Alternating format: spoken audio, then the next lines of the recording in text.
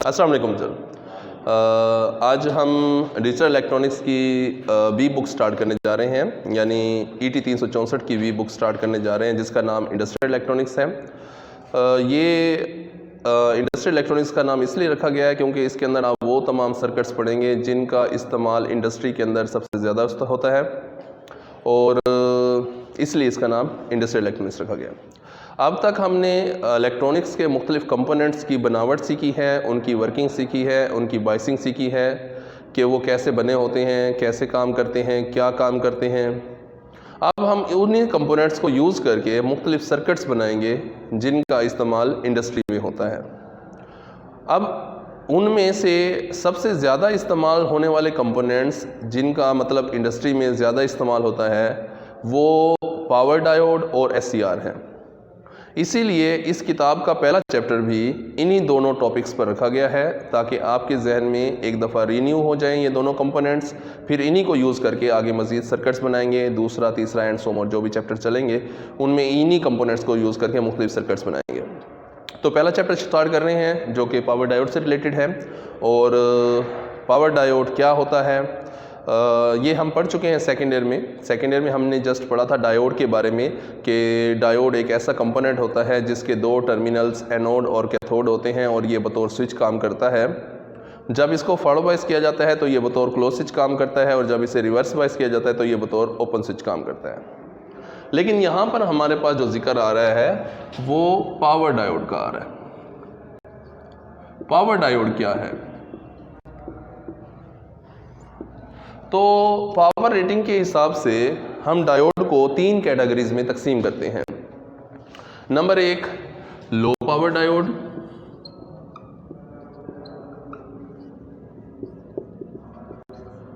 Number 2 medium power diode, number 3 high power diode. Low power diode ऐसा diode होता है जो लो पावर पर बतौर स्विच काम करता है। हमें मालूम है P = V/I होता है। पावर का मतलब वोल्टेज और करंट का हासिल ज़रब। तो लो पावर डायोड ऐसा डायोड होता है जो बहुत लो पावर पर बतौर स्विच काम करता है, मतलब बहुत ज़्यादा लो वोल्टेज और लो करंट पर बतौर स्विच काम करता है। मीडियम पावर डायोड ऐसा डायोड होता है जो मीडियम पावर पर, मतलब मीडियम करंट और मीडियम वोल्टेज पर बतौर स्विच काम करता है। और हाई पावर डायोड ऐसा डायोड होता है जो बहुत ज़्यादा हाई पावर पर, मतलब बहुत ज़्यादा हाई करंट और हाई वोल्टेज पर बतौर स्विच काम करता है।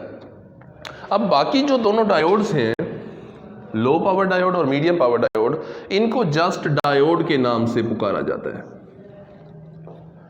अगर हम जिक्र कर रहे हैं डायोड का तो आप समझ जाएंगे कि हम जिक्र कर रहे हैं लो पावर डायोड का या मीडियम पावर डायोड का।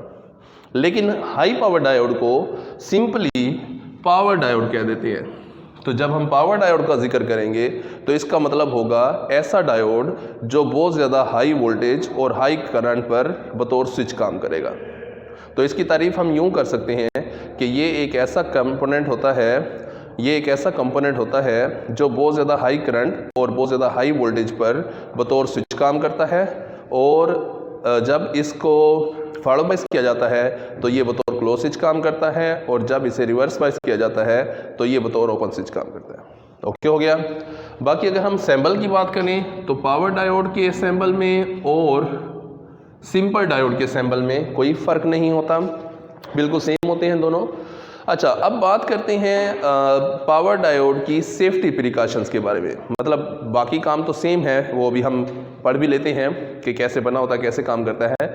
लेकिन अभी हमने बात किया कि पावर डायोड एक ऐसा डायोड होता है जिसे बहुत ज़्यादा हाई पावर पर बतौर स्विच इस्तेमाल किया जाता है, मतलब बहुत ज़्यादा हाई वोल्टेज और हाई करंट पर बतौर स्विच इस्तेमाल करते हैं। हमें मालूम है I is directly proportional to T के, जितना करंट होगा उतना टेम्परेचर क्रिएट होगा। लिहाजा लो पावर डायोड या मीडियम पावर डायोड को जब हम मीडियम करंट या लो करंट पर इस्तेमाल करते हैं तो वो लो टेम्परेचर पैदा होता है जो कि काबिल बर्दाश्त होता है, उसको कंपोनेंट आसानी से बर्दाश्त कर सकता है। तो इसके साथ कोई ख़ास सेफ्टी प्रिकॉशन की ज़रूरत नहीं होती। लेकिन जब हम हाई पावर डायोड की बात करते हैं तो चूंकि इसने बहुत ज़्यादा हाई पावर पर काम करना है, मतलब बहुत ज़्यादा हाई करंट पर काम करना है, तो I is directly proportional to T के, तो जितना ज़्यादा करंट होगा उतना टेम्परेचर क्रिएट होगा, तो इसका मतलब है बहुत ज़्यादा दर्जा हरारत पैदा होगी, जिसकी वजह से ना सिर्फ ये डायोड जल सकता है बल्कि इसके साथ दूसरे कंपोनेंट्स के भी जलने का खतरा होता है। तो इसलिए जहाँ पर भी पावर डायोड इस्तेमाल किया जाता है वहाँ पर लाजमी तौर पर कुछ सेफ्टी प्रिकॉशंस की जाती हैं, जिसकी वजह से इसको जलने से बचाया जा सकता है। ना सिर्फ ये जलने से बचेगा बल्कि इसके साथ दूसरे कंपोनेंट्स भी जलने से बच जाएंगे।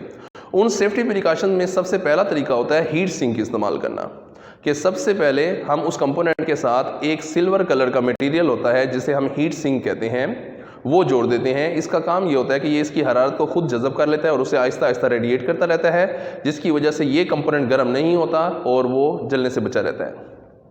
दूसरे नंबर पर हम इस्तेमाल करते हैं एग्जॉस्ट फैन इस्तेमाल करना। अक्सर ऐसी डिवाइसेस जिनके अंदर बहुत ज़्यादा हीट पैदा होती है लाइक CPU वगैरह, तो उनकी बैक साइड पर एक एग्जॉस्ट फैन लगा दिया जाता है जो कि उसकी हरारत को बाहर रेडिएट करते रहते हैं, जिसकी वजह से वो डिवाइस ठंडी रहती है और जलने से बची रहती है। इसी तरीके से तीसरा तरीका होता है AC यूनिट इस्तेमाल करना, कि चिल्लर इस्तेमाल करके उस पूरे इलाके को ही फ्रीज कर दिया जाता है जहां पर वो कंपोनेंट्स इस्तेमाल हो रहे हैं, जिसकी वजह से ओवरऑल टेम्परेचर रिड्यूस हो जाता है और वो कंपोनेंट्स ना सिर्फ वो खुद बल्कि दूसरे कंपोनेंट्स भी जलने से बचे रहते हैं। इसी तरह एक चौथा तरीका होता है खालिस पानी की बाल्टियों में डिप कर देना उन कंपोनेंट्स को। ये बात याद रख लें कि खालिस पानी जो लेबॉर्ट्री में तैयार किया जाता है H2O, ये एक अच्छा इंसुलेटर है, उसमें से करंट पास नहीं होता। तो अक्सर जगहों पर जहाँ पर बहुत ज़्यादा हरारत क्रिएट होती है वहाँ पर कूलिंग के लिए हम उस खालिस पानी को भी इस्तेमाल करते हैं, जो कि उस कंपोनेंट की हरारत को जज़ब कर लेता है। पानी गर्म हो जाता है, उसको दोबारा ठंडे होने के लिए भेज दिया जाता है, थोड़ी देर बाद नया पानी आ जाता है जो कि उस कंपोनेंट की हरारत को जज़ब कर लेता है, फिर वो गर्म हो जाता है, उसको फिर ठंडा होने के लिए भेज दिया जाता है, उतनी देर में पहले वाला पानी ठंडा होकर दोबारा आ चुका होता है।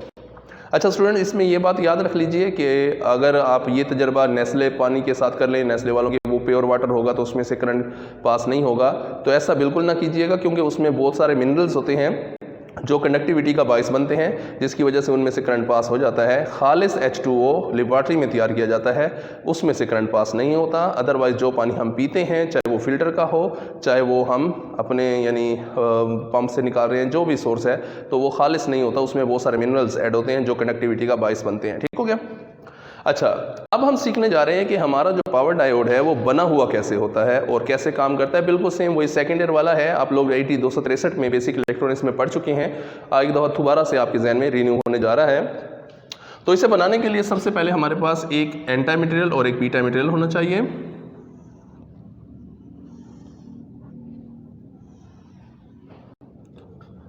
इन एन टाइप मटेरियल्स और पी टाइप मटेरियल्स को मिलाकर जब हम गर्म करते हैं तो कुछ इलेक्ट्रॉन्स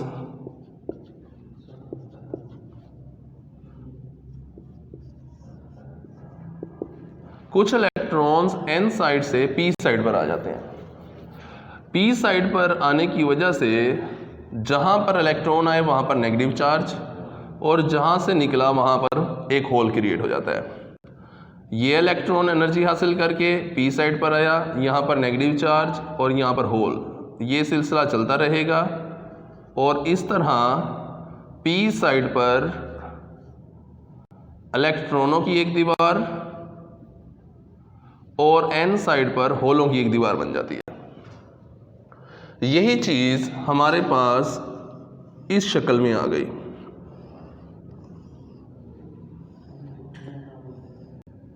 ये एन टाइप मटेरियल है, ये पी टाइप मटेरियल है, इसमें इलेक्ट्रॉन्स हैं, इसमें होल्स हैं। इस साइड पर इलेक्ट्रॉनों की एक दीवार बन गई है और इस साइड पर होल्स की एक दीवार बन गई है। इस जगह को कहते हैं जंक्शन। इसी जगह को कहते हैं depletion region, depletion layer. Okay हो गया। और इस वजह से यहां पर एक पोटेंशियल बैरियर पैदा हो जाता है। देखें गाइस, सेल में क्या होता है कि हम इस साइड से इलेक्ट्रॉन निकालकर इस साइड पर देते रहते हैं। जिस साइड पर इलेक्ट्रॉन देते हैं वहाँ पर नेगेटिव चार्ज क्रिएट हो जाता है और जिस साइड से इलेक्ट्रॉन्स निकाले हैं वहाँ पर पॉजिटिव चार्ज क्रिएट हो जाता है। इस चीज़ को कहते हैं इलेक्ट्रॉनों का डिफरेंस, मतलब पोटेंशियल डिफरेंस। यही चीज़ यहाँ पर पैदा हो गई है, एक साइड पर इलेक्ट्रॉनों की दीवार, एक साइड पर होलों की दीवार, तो यहाँ पर भी एक पोटेंशियल डिफरेंस पैदा हो जाता है जिसे पोटेंशियल बैरियर कहते हैं। और इसकी वैल्यू ये स्टैंडर्ड है, ठीक है, हम खुद बनाते हैं, खुद रखते हैं, पूरी दुनिया में स्टैंडर्ड है। अगर ये डायोड सिलिकॉन का बना हुआ होगा तो ये पोटेंशियल डिफरेंस हम जो क्रिएट करते हैं ये 0.7 वोल्ट का क्रिएट करेंगे। इसी तरीके से अगर हम ये कंपोनेंट जर्मेनियम से बनाते हैं तो ये जो पोटेंशियल डिफरेंस क्रिएट होता है ये 0.3 वोल्ट का क्रिएट होता है।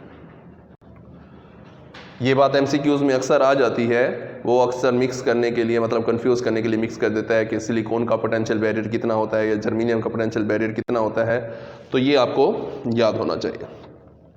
अब हम क्या करते हैं, इस पूरी केसिंग को एक ब्लैक कलर की बॉक्स में बंद कर देते हैं और इसके दो टर्मिनल्स निकाल लेते हैं, एक यहाँ से एक यहाँ से, और ये हमारे पास बन गया जी एक डायोड जिसके दो टर्मिनल्स हैं। पी साइड से जो टर्मिनल निकाला हुआ है उसे एनोड कहते हैं और एन साइड से जो टर्मिनल निकाला है इसे कैथोड कहते हैं। तो ये हमारे पास एक छोटी सी पैकिंग में या मुख्तलिफ शेप्स में, वो डिपेंड करता है उनकी पावर रेटिंग के ऊपर, मुख्तलिफ रेटिंग के लिहाज से उनकी शेप मुख्तलिफ होती है, लेकिन उनकी ये बात कन्फर्म है कि टर्मिनल्स दो होते हैं, एनोड और कैथोड। तो ये हमें इस शक्ल में मिलता है। अब होता क्या है कि जब ये इलेक्ट्रॉन इधर जाना चाहते हैं, आगे इलेक्ट्रॉनों की एक दीवार खड़ी है, हमें मालूम है कि जैसे चार्ज एक दूसरे को दफा करते हैं तो ये इलेक्ट्रॉनों की दीवार इन आने वाले इलेक्ट्रॉनों को वापस पीछे धकेल देती हैं। ये होल इधर जाना चाहते हैं तो ये होलों की दीवार इसे वापस पीछे धकेल देती है। इसमें से कोई फ्लो ऑफ इलेक्ट्रॉन नहीं हो सकता, कोई फ्लो ऑफ होल नहीं हो सकता। Flow of electrons and flow of hole is called current. इसका मतलब इसमें से करंट का बहाव नहीं हो सकता उस वक्त तक जब तक आप इस दीवार को नहीं तोड़ देते, और इस दीवार को तोड़ने के अमल को कहते हैं बाइसिंग। तो अब हम सीखने जा रहे हैं इसकी बाइसिंग।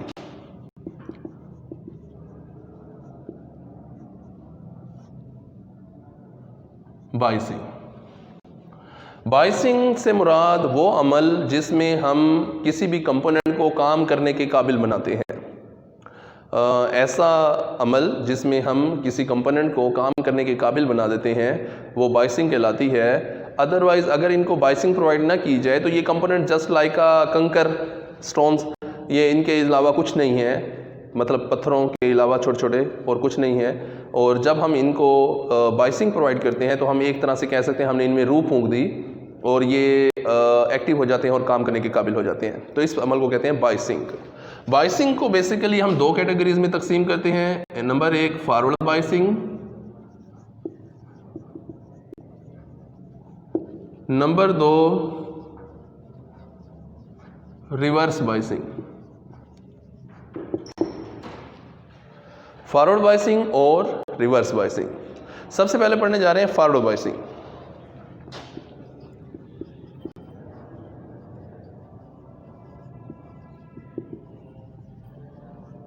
अगर हम अपने पावर डायोड के, ये हमारे पास पावर डायोड है, ये इसका एन टाइप मटेरियल है और ये इसका पी टाइप मटेरियल है।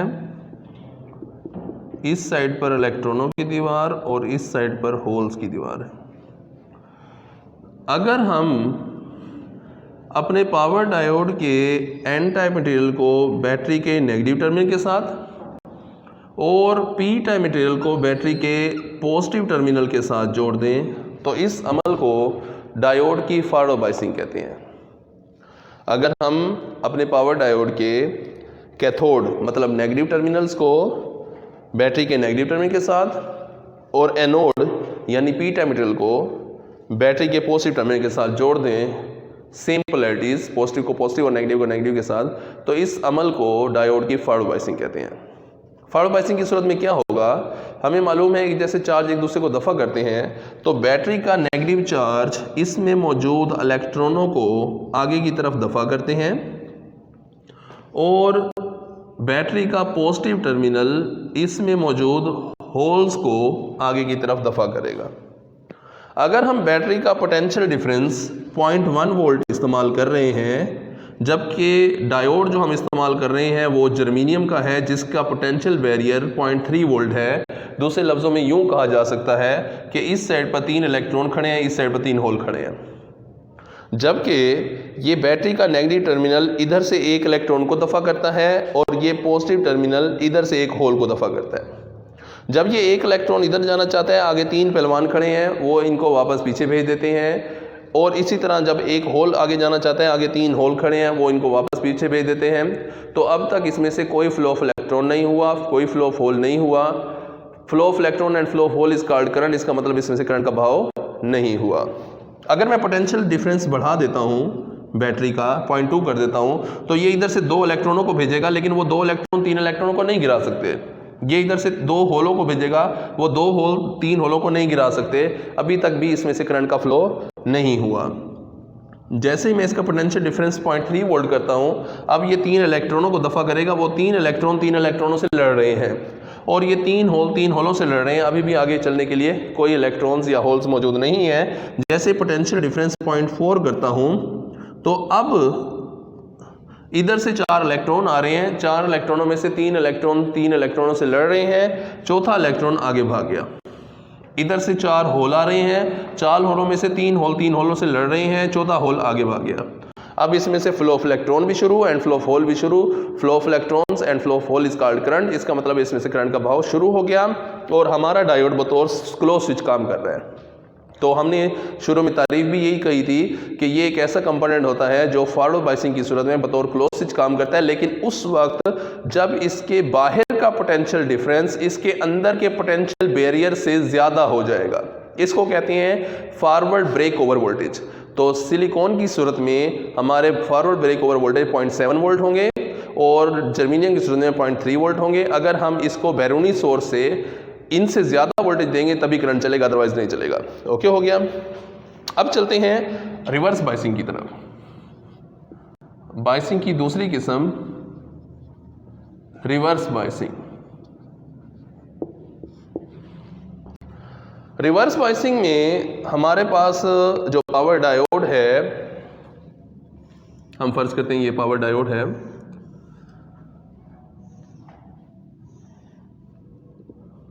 ये इसका एन टाइप मटेरियल है, ये पी टाइप मटेरियल है।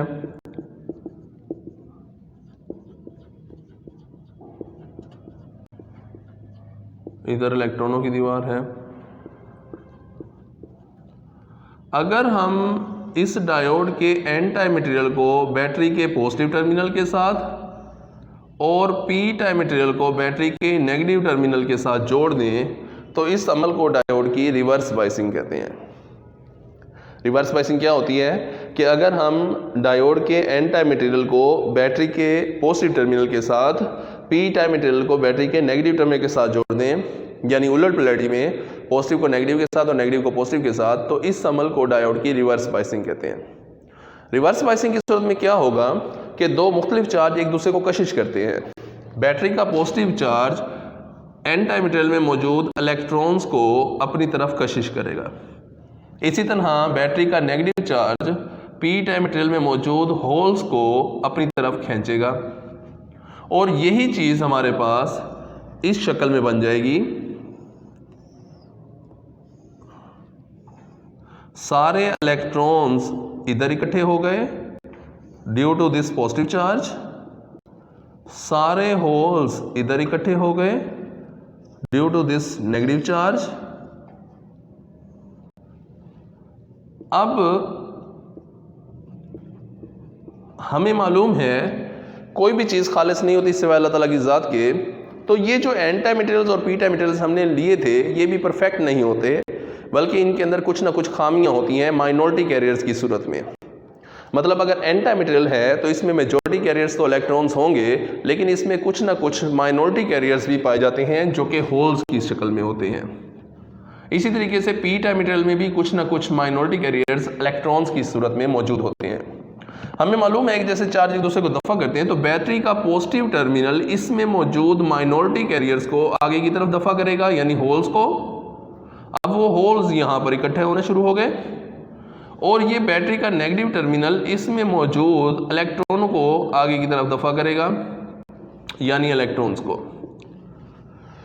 पहले हम फॉरवर्ड बायसिंग की सूरत में डिप्लीशन रीजन पर जो दबाव डाल रहे थे वो मेजॉरिटी कैरियर्स की वजह से डाल रहे थे, और मेजॉरिटी कैरियर्स तादाद में बहुत ज़्यादा होते हैं, लिहाजा माइनर से वोल्टेज की वजह से ही वो इस काबिल हो जाते हैं कि वो उस पोटेंशियल बैरियर को क्रॉस करके एन साइड से पी साइड या पी साइड से एन साइड पर चले जाते हैं, जिसकी वजह से करंट का बहाव शुरू हो जाता है और वो क्लोज स्विच काम करते हैं। जो कि माइनर से वोल्टेज कितने हैं? जर्मीनियम की सूरत में 0.3 और सिलिकॉन की सूरत में 0.7। लेकिन रिवर्स बायसिंग की सूरत में अब जो दबाव डाला जा रहा है डिप्लीशन लेयर पर वो माइनॉरिटी कैरियर्स की वजह से डाला जा रहा है, और माइनॉरिटी कैरियर्स तो तादाद में बहुत कम होते हैं। अगर हमने इनको इस काबिल बनाना है कि ये इस डिप्लीशन रीजन को क्रॉस कर जाएं, तो फिर हमें इसका पोटेंशियल बैरियर बढ़ाना पड़ेगा, बैटरी का पोटेंशियल डिफरेंस बढ़ाना पड़ेगा। हम पोटेंशियल डिफरेंस बढ़ाते जाएंगे, माइनॉरिटी कैरियर्स इकट्ठे होते जाएंगे और बहुत ज़्यादा हाई वोल्टेज पर जाकर ये वोल्टेज की तादाद सैकड़ों में हो सकती है, मतलब 200 वोल्ट, 300 वोल्ट एंड सो मोर। तो इतने वोल्टेज तक जाकर इनमें से ये कम भी हो सकती है, ये डिपेंड करता है हमारी डायोड की पावर रेटिंग के ऊपर। आगे चलकर हम पढ़ते हैं अभी पावर रेटिंग के बारे में। तो ये डिपेंड करता है हमारे डायोड की पावर रेटिंग के ऊपर। तो जितना इसके रिवर्स ब्रेकडाउन वोल्टेज होंगे उतने वोल्टेज पर जाकर इतने ज़्यादा माइनॉरिटी कैरियर्स इकट्ठे होंगे कि वो इस डिप्लीशन रीजन को तोड़ पाएंगे, और फिर जब ये डिप्लीशन रीजन को तोड़ देंगे तो उस वक्त इनमें से flow of electrons and flow of holes शुरू हो जाएंगे। हमें मालूम है flow of electron and flow of hole is called current. इसका मतलब है उस वक्त इसमें से करंट का बहाव शुरू हो जाएगा, लेकिन उस वक्त हमारा डायोड जल जाता है। लिहाजा डायोड को कभी भी रिवर्स ब्रेकडाउन पॉइंट पर इस्तेमाल नहीं करना चाहिए। तो एक वक्त ऐसा आएगा जब इतने ज़्यादा माइनॉरिटी कैरियर्स इकट्ठे हो जाएंगे, जब इनमें से करंट का फ्लो इकट्ठा होगा, लेकिन वो बहुत ज़्यादा वोल्टेज पर होगा। उतनी ज़्यादा वोल्टेज से पहले हमारा डायोड बतौर ओपन स्विच काम करेगा। तो हमने बात की थी कि हमारा डायोड फॉरवर्ड बायसिंग की सूरत में बतौर क्लोज स्विच काम करता है, क्योंकि थोड़े से वोल्टेज पर ही उसमें से करंट का फ्लो शुरू हो जाता है। वो थोड़े से वोल्टेज 0.3 और 0.7 वोल्ट हैं। जबकि रिवर्स बायसिंग की सूरत में हमारा डायोड बतौर ओपन स्विच काम करता है, क्योंकि उसमें से करंट का फ्लो नहीं होता। हाँ, बहुत ज़्यादा हाई वोल्टेज पर जाकर जब डिप्लीशन रीजन ब्रेकडाउन हो जाती है उस वक्त इसमें से करंट का फ्लो होता है, लेकिन उस वक्त हमारा डायोड जल जाता है। कोशिश की जाती है कि डायोड को उससे पहले इस्तेमाल किया जाए, रिवर्स ब्रेकडाउन पॉइंट पर डायोड को इस्तेमाल ना किया जाए, क्योंकि उस पॉइंट पर वो जल जाता है। आगे चलते हैं। इसकी यही काम जो हमने अभी पढ़ा है इसको ग्राफिकल शक्ल में पेश करते हैं। तो इस ग्राफिकल रिप्रेजेंटेशन को एक्सिस कर्व या कैरेक्टरिस्टिक कर्व कहते हैं। ठीक हो गया। उर्दू में इसे खसूसियाती कर्व भी कह सकता है।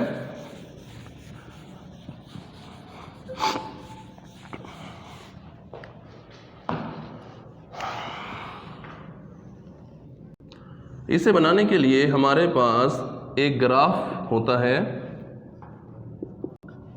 जिस पर हम 4 क्वाड्रेंट सिस्टम बना देते हैं। ये शो करता है कि अगर इस तरफ जाएंगे तो वोल्टेज में इजाफा होगा, कर्व ऊपर जाएगी तो करंट में इजाफा होगा। ये वो क्वाड्रेंट है जिसमें करंट और वोल्टेज दोनों पॉजिटिव के हैं, इसलिए इसे फॉरवर्ड बायसिंग वाला पोर्शन कहते हैं। ये वो क्वाड्रेंट है जिसमें दोनों चीज़ें नेगेटिव की हैं, इसलिए इसे रिवर्स बायसिंग वाला पोर्शन कहते हैं। हम वोल्टेज को अपनी मर्ज़ी से छोटी वैल्यूज़ में डिवाइड कर देते हैं, like 0.1 volt, 0.2 volt, 0.3 volt, 0.4 volt, 0.5 volt, 0.6 volt, 0.7 volt, 0.8 volt, 0.9 volt, 1 volt and 1.1 and so more. जबकि रिवर्स बायसिंग वाले में हम इनकी वैल्यूज़ शो नहीं करेंगे, क्योंकि हमें मालूम है कि हर डायोड की अपनी एक ख़ास पावर रेटिंग होती है और उसका रिवर्स ब्रेकडाउन पॉइंट डिफरेंट होता है।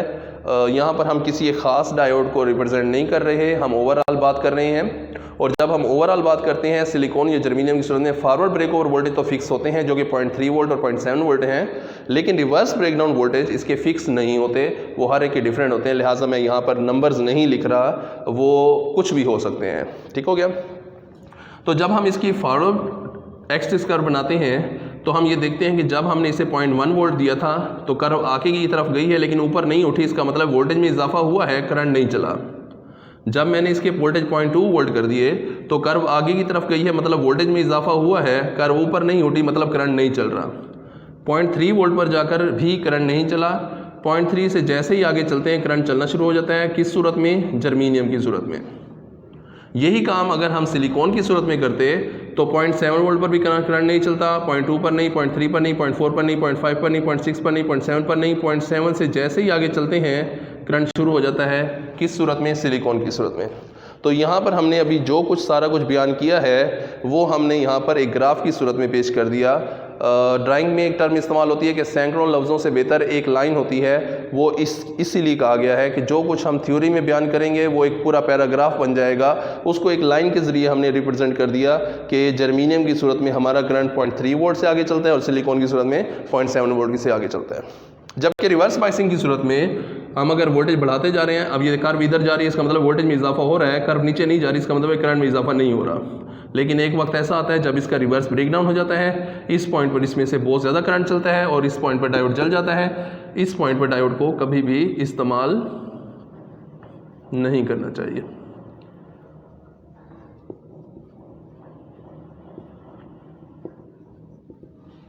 ठीक हो गया? तो ये इसकी एक्सिस कर्व है, इसे खसूसियाती कर्व भी कहते हैं। और अभी तक हमने डायोड को की बनावट, उसकी वर्किंग, उसकी बाइसिंग सीखी है। अब चलते हैं आगे। जी गाइस, तो अब हम आगे चल रहे हैं। तो हमारा जो टॉपिक है वो अभी डायोड से रिलेटेड ही है, मतलब अभी डायोड ही चल रहा है। और अब हम पढ़ने जा रहे हैं डायोड की पावर रेटिंग।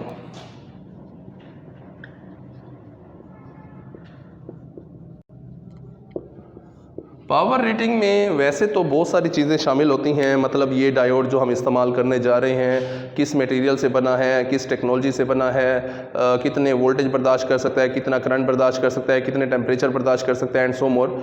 लेकिन दो चीज़ें ज़्यादा अहमियत की हामिल होती हैं जिनको हमें लाजमी तौर पर देखना चाहिए कभी भी किसी भी डायोड को इस्तेमाल करने से पहले। ऐसा ना हो कि गलती से हम एक बड़े नुकसान का बाइस बन सकें। मतलब ऐसा नहीं होता कि कभी कोई कंपोनेंट जलता है तो वो खुद जलता है, बल्कि वो अपने साथ दूसरे कंपोनेंट्स को भी ले जाता है। तो ऐसा ना हो कि हम अगर थोड़ी सी लापरवाही के बाइस कोई ये गलत रेटिंग का डायोड लगा दें तो उसकी इतनी कैपेसिटी नहीं है जितना हम उसके ऊपर लोड डाल रहे हैं, तो वो ना सिर्फ खुद जलेगा बल्कि अपने साथ दूसरे कंपोनेंट्स को भी ले चलेगा।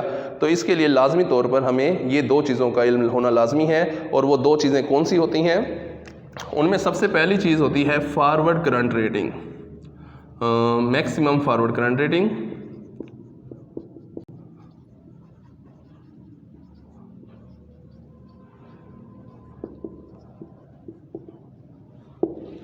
Number 2 peak inverse voltage rating.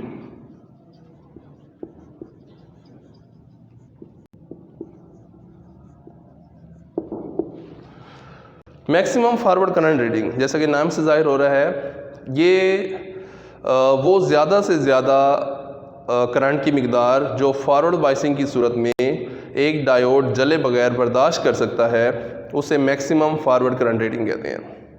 हमने अभी बात की कि फॉरवर्ड बाइसिंग की सूरत में हमारा डायोड बतौर क्लोज स्विच काम करता है और क्लोज स्विच की मज़ामत ज़ीरो होती है। I = V/R, V जितना भी हो, R की value 0, something over 0 = infinity ampere. उस वक्त इसमें से लामहदूद करंट चल रहा होगा and I is directly proportional to T के जितना करंट होगा उतना टेम्परेचर पैदा होगा। जब लामहदूद करंट चलेगा तो लामहदूद टेम्परेचर पैदा होगा, जिसकी वजह से थोड़ी देर में ही डायोड को जल जाना चाहिए। तो मैक्सिमम फॉरवर्ड करंट रेटिंग हमें ये बताती है कि हम उस डायोड में से फॉरवर्ड बाइसिंग की सूरत में ज़्यादा से ज़्यादा कितना करंट गुजारें कि वो बर्दाश्त कर लेगा, जलेगा नहीं। तो ये मालूमात हमें उसकी मैक्सिमम फॉरवर्ड करंट रेटिंग से मालूम होती है। मैक्सिमम फॉरवर्ड करंट रेटिंग ये 2 नंबर का अक्सर शॉर्ट क्वेश्चन भी आ जाता है, तो इसकी तारीफ आप लिख सकते हैं कि वो ज़्यादा से ज़्यादा करंट की मिकदार जो एक डायोड फॉरवर्ड बाइसिंग की सूरत में जले बगैर बर्दाश्त कर सकता है वो उसकी मैक्सिमम फॉरवर्ड करंट रेटिंग कहलाता है। बिल्कुल इसी तरीके से नंबर 2 पर है पीक इनवर्स वोल्टेज रेटिंग। नाम से जाहिर हो रहा है कि वो ज़्यादा से ज़्यादा वोल्टेज जो एक डायोड रिवर्स बाइसिंग की सूरत में जले बगैर बर्दाश्त कर सकता है वो उसके पीक इनवर्स वोल्टेज रेटिंग कहलाते हैं। ठीक हो गया? अभी हमने जिक्र किया था जब हमने डायोड की एक्सिस कर्व बनाई थी कि रिवर्स बाइसिंग की सूरत में वोल्टेज की एक मकाम ऐसा आता है जहां पर वो ब्रेक डाउन हो जाता है और उस पॉइंट पर वो डायोड जल जाता है। कभी भी डायोड को उस पॉइंट पर इस्तेमाल नहीं करना चाहिए। तो इसीलिए डायोड को इस्तेमाल करने से पहले हमें ये मालूम होना चाहिए कि उसका रिवर्स ब्रेकडाउन पॉइंट किस पॉइंट पर हो रहा है। इस रेटिंग को कहते हैं peak inverse voltage rating. Okay हो गया? अब हम पढ़ने जा रहे हैं, अगर फ़र्ज़ करते हैं कि हमारे पास कोई ऐसा डायोड मौजूद नहीं है जो हमारी मतलूबा मैक्सिमम फॉरवर्ड करंट रेटिंग या पीक इन्वर्स वोल्टेज रेटिंग पर पूरा उतरता हो, तो हम कैसे मतलूबा रेटिंग वाला डायोड हासिल कर सकते हैं। उनमें सबसे पहले हम पढ़ने जा रहे हैं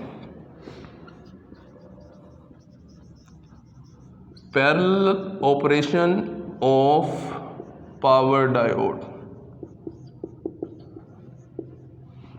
पावर डायोड का पैरेलल ऑपरेशन।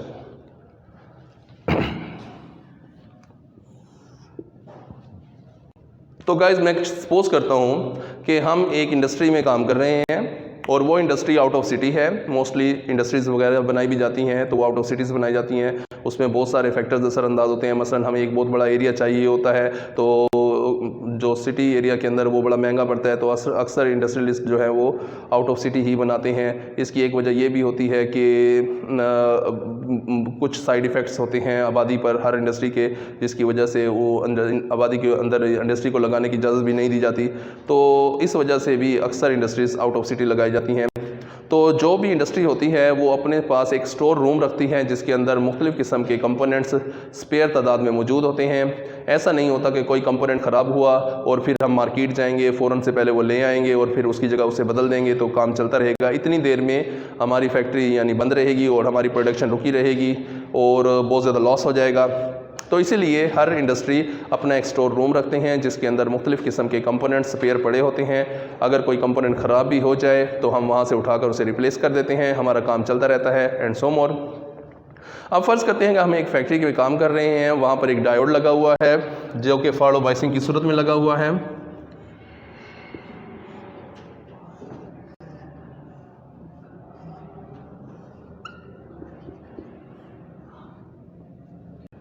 फॉरवर्ड बायसिंग की सूरत में ये डायोड लगा हुआ है। अब फॉरवर्ड बायसिंग की सूरत में हम इसमें से फ़र्ज़ करते हैं 15 एम्पेयर करंट गुजार रहे हैं और ये 15 एम्पेयर बर्दाश्त कर रहा है। इसकी रेटिंग 15 एम्पेयर करंट बर्दाश्त करने की है, लेकिन ये डायोड किसी वजह से जल गया है। ठीक हो गया। अब हम स्टोर रूम में जाएंगे, देखेंगे कि क्या वहाँ पर दूसरा एक ऐसा डायोड मौजूद है जिसकी पावर रेटिंग 15 एम्पेयर की हो, मतलब वो फॉरवर्ड बायसिंग की सूरत में ज़्यादा से ज़्यादा 15 एम्पेयर अपने अंदर से गुजार सके। तो हम देखते हैं कि वहाँ पर एक डायोड मौजूद है, हम उसे लेकर आएंगे, इसकी जगह रिप्लेस कर देंगे, हमारा काम चलता रहेगा। लेकिन बैड लक कि वहाँ पर दूसरा ऐसा डायोड मौजूद नहीं है जो 15 एम्पेयर का हो। तो फिर हम क्या करेंगे? क्या हम फैक्ट्री बंद कर देंगे? नहीं। फिर टेक्निकल बंदे का वहाँ पर रखने का क्या फ़ायदा? अगर तो सिर्फ ये बटन ऑन ऑफ करना है, वो एक नॉन टेक्निकल बंदे को भी समझाया जा सकता है कि जब ये काम हो जाए ये बटन बंद कर देना, ये बटन ऑन कर देना। टीवी वगैरह को हर नॉन टेक्निकल बंदा इस्तेमाल कर सकता है। तो फिर डिप्लोमा होल्डर या इंजीनियर को रखने का क्या फ़ायदा? उसका फ़ायदा यह है कि आपने इसका रिप्लेसमेंट तैयार करना है कम से कम वक्त में, कि हमारा काम भी ना रुके और वो कंपोनेंट दोबारा से तैयार हो जाए। तो उसका तरीकाकार क्या होगा कि आप देखेंगे कि क्या स्टोर में एक ऐसा दूसरा डायोड मौजूद है जिसकी पावर रेटिंग 15 एम्पेयर से ज़्यादा हो। मैं फ़र्ज़ करता हूँ वहाँ पर एक दूसरा डायोड मौजूद है जिसकी पावर रेटिंग 20 एम्पेयर है, तो वो मैं ले आऊँगा, वो मैं यहाँ पर लगा दूँगा, काम चलता रहेगा, वेल एंड गुड। क्योंकि एक बंदा है, उसके लोड उठाने की कैपेसिटी 20 किलो है, हम उसके ऊपर 15 किलो डाल रहे हैं, वो आराम से उठा लेगा, तो ये काम बेहतरीन चलता रहेगा। लेकिन बैड लक दर बैड लक कि वहाँ पर ना ही 15 एम्पेयर का दूसरा डायोड मौजूद है, ना ही वहाँ पर 15 एम्पेयर से दूसरे मतलब 15 एम्पेयर से ज़्यादा वाला डायोड मौजूद है। मैं वहाँ पर देखता हूँ 15 एम्पेयर से कम वाले डायोड तो मौजूद हैं लेकिन ज़्यादा वाले नहीं हैं। तो फिर मैं उनको कैसे इस्तेमाल करूँगा? तो उसका तरीकाकार ये है कि मैं 2 डायोड्स ले आता हूँ जिनकी पावर रेटिंग 10-10 एम्पेयर है, जो फॉरवर्ड बायसिंग की सूरत में अपने अंदर से 10 एम्पेयर करंट गुजार सकते हैं, और उन दोनों डायोड्स को मैं पैरेलल में जोड़ देता हूं। मुझे मालूम है पैरेलल में करंट डिवाइड हो जाता है, 10 एम्पेयर करंट ये बर्दाश्त कर सकता है, 10 एम्पेयर करंट ये बर्दाश्त कर सकता है, जबकि मैंने इन दोनों में से गुजारना है 15 एम्पेयर करंट। तो ये दोनों मिलकर आराम से वो बोझ उठा सकेंगे क्योंकि दोनों की टोटल मिलाकर कैपेसिटी 20 एम्पेयर हो गई है, जबकि हम उसे 15 एम्पेयर करंट दे रहे हैं, वो आराम से उसे यूज़ करते रहेंगे। ओके हो गया। लेकिन यहाँ पर एक मसला और पैदा हो जाता है, और वो मसला ये है कि आप चाहे 2 डायोड कोई से ले आएँ, बेशक वो सेम मटेरियल से, सेम टेक्नोलॉजी से, सेम इंडस्ट्री के अंदर, सेम टाइम पर बने हैं, लेकिन कभी भी वो सेम नहीं होंगे। उनकी जो अंदर एक इंटरनल रेजिस्टेंस होती है उसमें लाजमी तौर पर एक ख़ास फ़र्क पाया जाता है, जिसकी वजह से उसकी इंटरनल रेजिस्टेंस में फ़र्क पैदा हो जाता है, जो कि पॉइंट्स में होती है। तो मैं फ़र्ज़ करता हूँ इसकी इंटरनल रेजिस्टेंस 0.7 ओम है, इसकी इंटरनल रेजिस्टेंस 0.3 ओम है। आसानी की खातिर मैं इनके पॉइंट्स को इग्नोर कर देता हूँ। तो लेट कर लेते हैं कि इसकी मज़ामत 7 ओम है, इसकी मज़ामत 3 ओम है। तो हम देखते हैं कि इसमें से करंट कितना गुजर रहा होगा और इसमें से करंट कितना गुजर रहा होगा। उसके लिए फिर हमें इन दोनों की टोटल रेजिस्टेंस चाहिए, ठीक है। तो सबसे पहले टोटल रेजिस्टेंस निकालने के लिए दोनों पैरेलल में हैं, तो 1/RT is equal to 1/R1 plus 1/R2। 1/RT is equal to 1/R1 की जगह 7 ओम एंड R2 की जगह 3 ओम आ गया। इन दोनों का एलसीएम लेते हैं तो वो आ जाएगा 21 और 7 या 21 3 और यहाँ पर 7 आ जाएगा। RT को जब ऊपर ले जाएंगे तो ये भी उलट हो जाएगा, 21 ऊपर 3 और 7 10 नीचे, और इनको जब डिवाइड करेंगे तो वैल्यू निकलेगी 2.1 ओम। तो RT हमारे पास इन दोनों की निकल रही है 2.1 ओम। IT हमारे पास मौजूद है तो VT हम निकाल सकते हैं जी। तो गाइज़ अब हमारे पास टोटल RT मालूम हो गई है और IT हमारे पास मौजूद है, तो VT हम निकाल सकते हैं। VT का फार्मूला होता है IT ज़रबे RT। IT 15 एम्पेयर है, RT 2.1 ओम। इन दोनों को मल्टीप्लाई करेंगे तो 31.5 वोल्ट, मतलब हमारी जो बैटरी होगी वो 31.5 वोल्ट की है। हमें मालूम है पैरेलल में वोल्टेज सेम होते हैं, वही 31.5 वोल्ट इस पहले डायोड पर मिल रही हैं और वही 31.5 वोल्ट दूसरे डायोड पर मिल रहे हैं। अब हमारे पास इस पहले डायोड के वोल्टेज भी आ गए हैं, इसकी मज़ामत भी हमारे पास मालूम है, तो हम इसकी तरफ आने वाला करंट निकाल सकते हैं। बिल्कुल सेम इसी तरीके से दूसरे डायोड के वोल्टेज और मज़ामत मालूम हो गई है, इसकी तरफ आने वाला करंट भी हम निकाल सकते हैं। तो सबसे पहले I1 निकालते हैं। I1 का फार्मूला होता है V1/R1। V1 की वैल्यू हमें मालूम है 31.5 वोल्ट बटा R1 की वैल्यू 7 ओम। इन दोनों को जब डिवाइड करेंगे तो वैल्यू निकलती है 4.5 एम्पेयर। तो इसका मतलब है जो पहले डायोड की तरफ करंट आ रहा है वो 4.5 एम्पेयर आ रहा है, जबकि I2 जब हम उसकी वैल्यू निकालते हैं तो I2 बराबर है V2/R2। V2 की वैल्यू 31.5 वोल्ट, R2 की वैल्यू 3 ओम। इनको जब डिवाइड करेंगे तो ये निकलेगी 10.5 एम्पेयर। तो दूसरे डायोड की तरफ जो करंट आ रहा है वो 10.5 एम्पेयर करंट आ रहा है।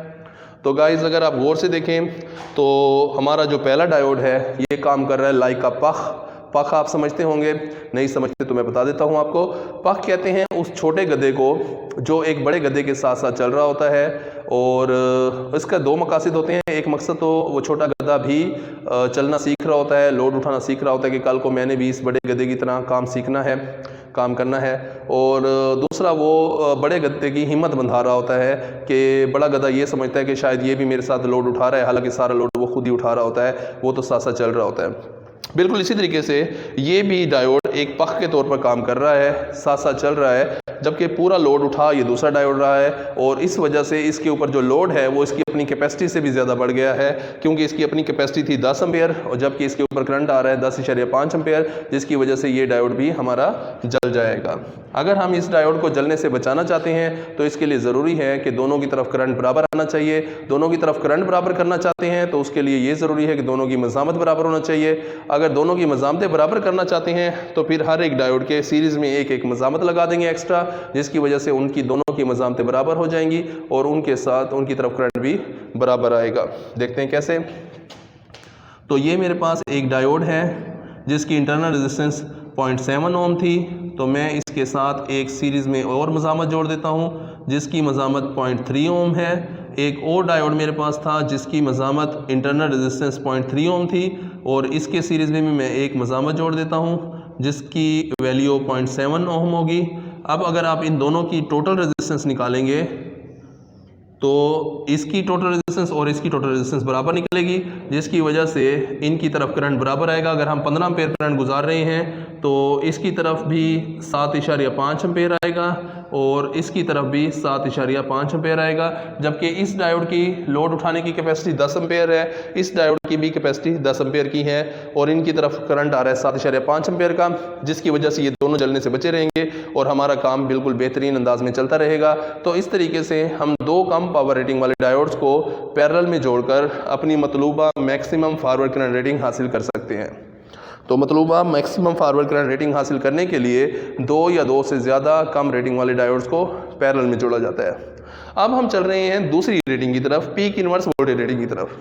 अगर हमारे पास हमारी मतलूबा वैल्यू वाला पीक इनवर्स वोल्टेज रेटिंग वाला डायोड मौजूद ना हो तो उसको बनाने के लिए फिर हम क्या करेंगे कि हम देखेंगे स्टोर में क्या इसके ज़्यादा रेटिंग वाला डायोड मौजूद है, लेकिन वही बात बैड लक दर बैड लक, ना इतनी वैल्यू वाला मौजूद है ना इससे ज़्यादा वाला, बल्कि इससे कम वाले मौजूद हैं। तो हम क्या करेंगे, दो या दो से ज़्यादा कम वैल्यू वाले डायोड्स को सीरीज़ में जोड़कर अपनी मतलूबा पीक इनवर्स वोल्टेज रेटिंग हासिल कर लेंगे। देखते हैं कैसे।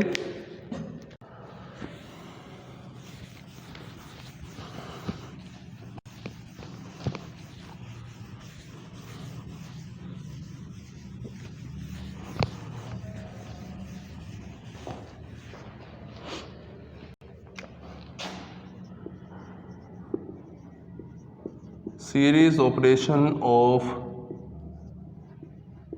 पावर डायोड, पावर डायोड्स का सीरीज ऑपरेशन। इसकी तारीफ यही की जा सकती है कि मतलूबा पीक इनवर्स वोल्टेज रेटिंग हासिल करने के लिए दो या दो से ज़्यादा कम रेटिंग वाले डायोड्स को सीरीज़ में जोड़कर मतलूबा पीक इनवर्स वोल्टेज रेटिंग हासिल की जाती है। ओके हो गया। इसके लिए वो सपोज करते हैं कि हमारे पास एक डायोड है जिसको हम रिवर्स बाइसिंग पर यूज़ कर रहे हैं। आप गौर करें तो इसके कैथोड को पॉजिटिव और एनोड को नेगेटिव से जोड़ा है, मतलब ये रिवर्स बाइसिंग हो गया। और रिवर्स बाइसिंग की सूरत में मैं इसे 15 वोल्ट दे रहा हूँ और ये 15 वोल्ट बर्दाश्त कर रहा है, लेकिन किसी वजह से ये जल गया है। अब मैं स्टोर में देखता हूँ कि मेरे पास दूसरा ऐसा डायोड मौजूद नहीं है, ना ही इससे ज़्यादा रेटिंग वाला मौजूद है। मैं वहाँ पर देखता हूँ कि मेरे पास 10-10 वोल्ट बर्दाश्त करने वाले काफ़ी सारे डायोड मौजूद हैं। तो मैं दो डायोड उनमें से कोई लाता हूँ और उनको सीरीज़ में जोड़ देते हैं। हमें मालूम है सीरीज़ में वोल्टेज डिवाइड हो जाते हैं, तो ये इसको दे टोटल 15 वोल्ट रहे हैं, वो 15 वोल्ट दोनों हिस्सों में डिवाइड हो जाएंगे। ये 10 वोल्ट बर्दाश्त कर सकता है, ये भी 10 वोल्ट बर्दाश्त कर सकता है, दोनों मिलाकर 20 वोल्ट बर्दाश्त कर सकते हैं। जबकि हम उन्हें दे रहे हैं 15 वोल्ट, तो ये आसानी से उसे बर्दाश्त करते रहेंगे। लेकिन फिर वही मसला आ जाता है कि कोई से दो डायोड हम लें जो कि same material, same technology, same time पर, सेम इंडस्ट्री में बने हों, कभी भी वो सेम नहीं होंगे क्योंकि उनकी इंटरनल रेजिस्टेंस में फ़र्क पाया जाता है। मैं फ़र्ज़ करता हूँ इसकी इंटरनल रेजिस्टेंस 0.3 ओम है, इसकी 0.7 ओम है, जिसकी वजह से इन दोनों के ऊपर वोल्टेज के अंदर डिफरेंस पाया जाएगा और किसी एक डायोड के ऊपर वोल्टेज उसकी अपनी पावर रेटिंग से ज़्यादा चले जाएंगे, जिसकी वजह से वो डायोड जल जाएगा।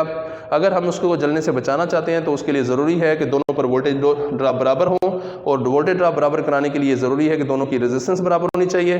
तो रेजिस्टेंस बराबर करने के लिए हम इन दोनों के पैरेलल में एक एक रेजिस्टेंस जोड़ देते हैं। देखते हैं कैसे।